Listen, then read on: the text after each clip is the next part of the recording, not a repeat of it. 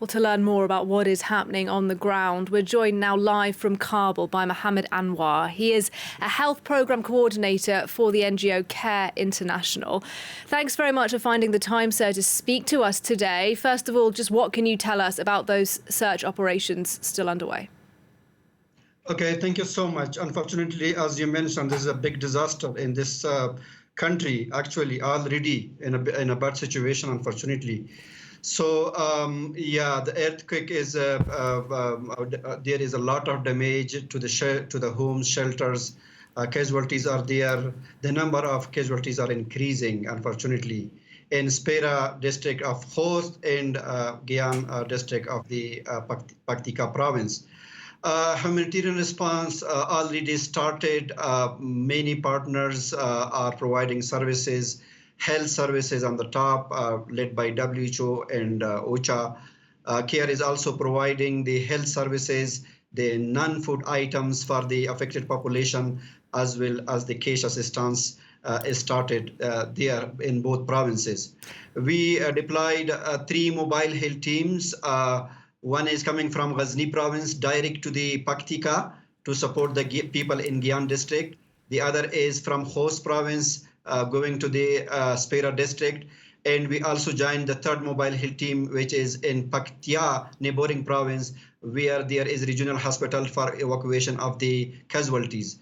We also started the NFI and the cash distribution assistance. So all the other NGOs are also trying their best to actually provide support, but unfortunately the disaster is very, very big. Indeed, as you say, your NGO is able to operate on the ground in this area, but obviously a number of aid organisations did pull out of Afghanistan following the Taliban takeover last year. Do you think that that will complicate the humanitarian response now? Definitely, this will really impact the response.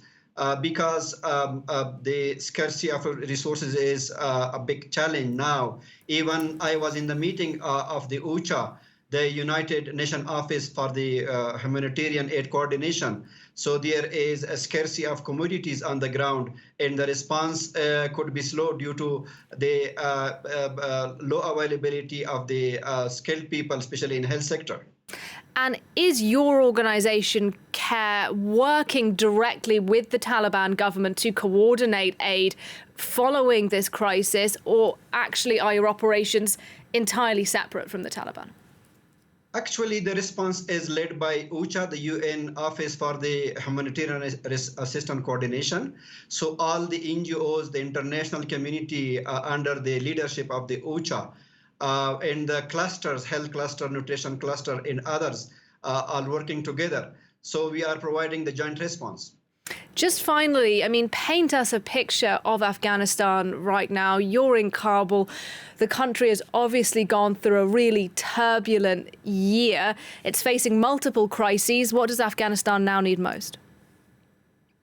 So this is the complicated situation. You know, different factors are triggering situation worse and worse, unfortunately. Poverty from one side, malnutrition, bad health situation, and this natural disaster really increasing and putting situation worse, unfortunately.